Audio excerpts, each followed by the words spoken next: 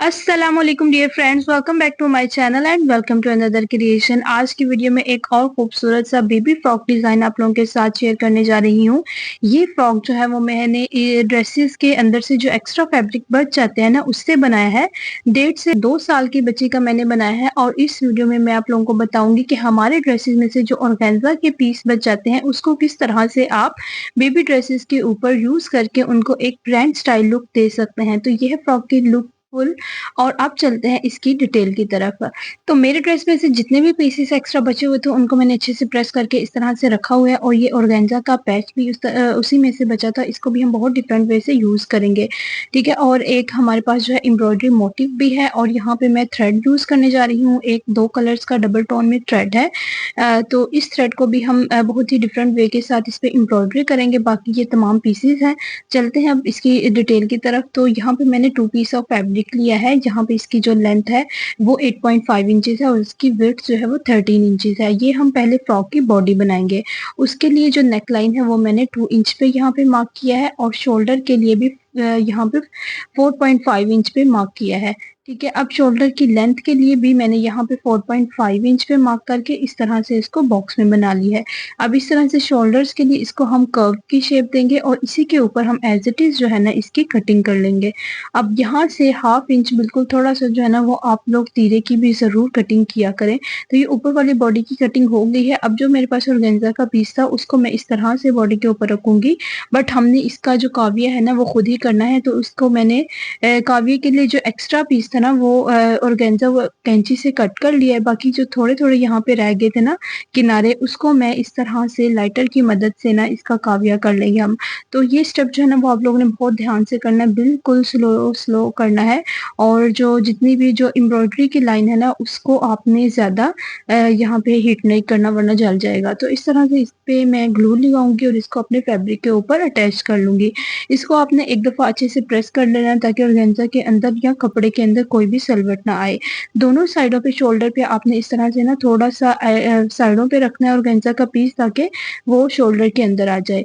Neckline मैंने इस तरह से कट की है राउंड में। तो यहाँ पे इसकी जो नेकलाइन की विड्थ थी वो 2 इंचेस है और इसकी जो हमारे पास लेंथ है वो भी 2 इंचेस ही थी।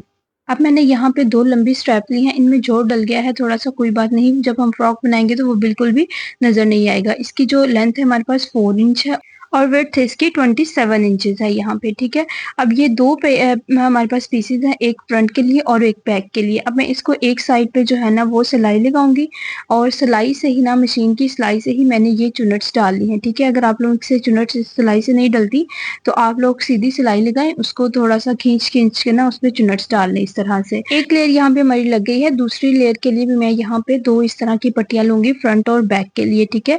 इसकी जो लेंथ है मेरे पास ऑलमोस्ट 6.5 इंचेस है और इसकी हमारे पास जो विड्थ है वो आप लोग 45 है यहाँ पे मेरे पास। तो आप लोग अपने अकॉर्डिंग कम भी कर सकते हैं अगर आप लोगों ने इसका जो फ्लेयर है ना वो कम रखना है, ठीक है। तो इस तरह इस पे भी हम इसी तरह से सिलाई लगाएंगे और इसके ऊपर जो है ना वो गैदरिंग कर लेंगे। और इसको फिर आपने जो फर्स्ट लेयर लगाई है उसके बिल्कुल नीचे इस तरह से ना अटैच कर लेना है। जितनी आपके पास जो है ना वो सेकंड लेयर है उसकी लेंथ होगी उतनी ही आपने इसकी लेंथ रखनी है। चुनट्स जो है ना वो आप कम ज्यादा करके उसके अकॉर्डिंग जो है ना वो बैलेंस कर सकते हैं। इस तरह से पहले इस तरह से अपना जो है ना वो अंदाजन देख लें कि किस हिसाब से चुनट्स जो है ना वो हमारी सेट रहेंगी। फ्रंट साइड यहाँ पे ऑलमोस्ट हमारी तैयार हो गई है। अब जो हमने सेकंड लेयर लगाई है ना उसके ऊपर मैं जो ऑर्गेन्जा का एक छोटी सी हमारे पास इस तरह से एम्ब्रॉयडरी वाली पट्टी थी, इसको मैं इस तरह से ना इस सिलाई के ऊपर ऊपर जो है ना वो दोनों साइडों पे सिलाइयाँ लगा के तो अटैच कर लूंगी, ठीक है। तो इसकी लुक मैं आप लोगों के साथ शेयर करती हूँ। ये देखिए इस तरह से इसके साथ मैंने ये अटैच किया है। तो ये बिल्कुल ऐसे लग रहा है जैसे हम जो है ना वो ब्रांड स्टाइल में फ्रॉक बना रहे हैं, ठीक है। अब इसकी सेकेंड जो बैक साइड है वो भी मैंने तैयार कर ली है। बैक की नेकलाइन तैयार करेंगे।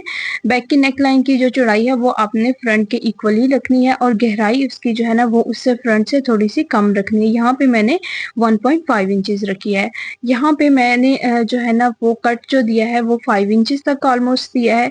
एक पट्टी मैंने 5 इंच की काटी है जो सिंपल पट्टी थी। दूसरी पट्टी हमारे पास जो है ना वो ऑलमोस्ट 6 इंचेस की है।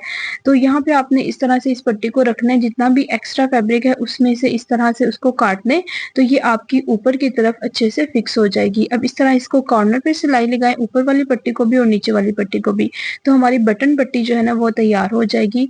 यहाँ पे 2 पीसेस मैंने फैब्रिक के जो है ना वो कट किए हुए हैं यहाँ पे 1.5 इंचेस के, और उनको डबल फोल्ड करने के बाद हमने इस तरह से बैक पे अटैच कर देना और इसको फिर बैक साइड पे फोल्ड कर देना है। ठीक है, अब यहाँ पे मैंने 1.5 इंच की एक पट्टी ली, उसको डबल फोल्ड किया है और इस तरह से स्लीव्स पे अटैच करेंगे।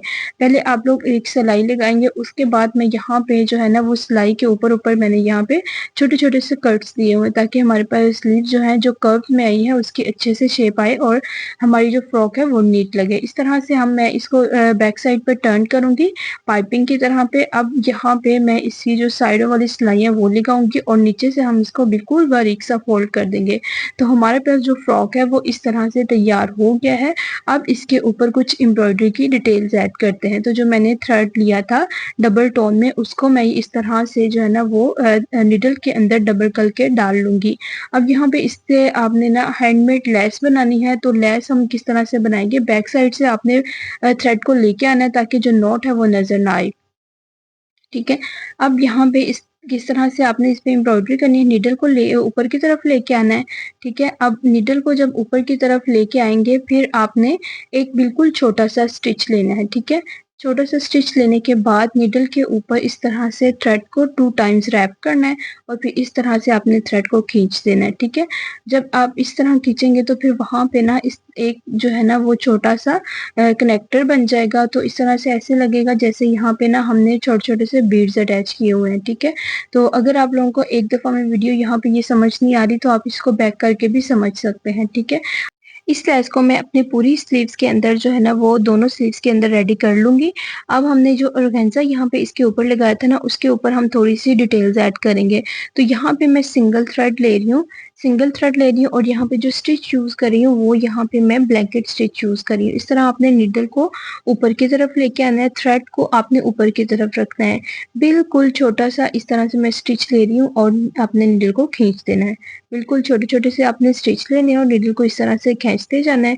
तो इसकी बॉर्डर लाइन जो है ना वो आप लोगों के पास तैयार होती जाएगी। ठीक है, बिल्कुल छोटी छोटी सी एम्ब्रॉयडरी यहाँ पे बनेगी लेकिन बहुत ज्यादा खूबसूरत लगेगी। एक तो यहाँ पे हमारा जो ऑर्गेन्जा है वो भी अच्छे से सिक्योर हो जाएगा, उसके जो थ्रेड्स वगैरह हैं वो बिल्कुल नहीं निकलेंगे और यहाँ पे हमारा एक जो है ना वो डिजाइन भी खूबसूरत सा बन जाएगा। ठीक है, तो इसके साथ ही हमारा ये डिजाइन जो है ना वो हो जाएगा कंप्लीट। इस वीडियो में से अगर आप लोगों ने कुछ भी सीखा हो, कोई भी आप लोगों को तकनीक कोई आइडिया अच्छा लगा हो तो वीडियो में मुझे कमेंट में मुझे जरूर बताइएगा। वीडियो अच्छी लगी हो तो वीडियो को लाइक जरूर कीजिएगा और इसी तरह से एक्स्ट्रा फैब्रिक से अपने बच्चों के लिए प्यारे प्यारे से ड्रेसेस जो है ना उनको डिजाइन किया करें। मैं मिलूंगी एक नई वीडियो में, तब तक के लिए अल्लाह हाफिज।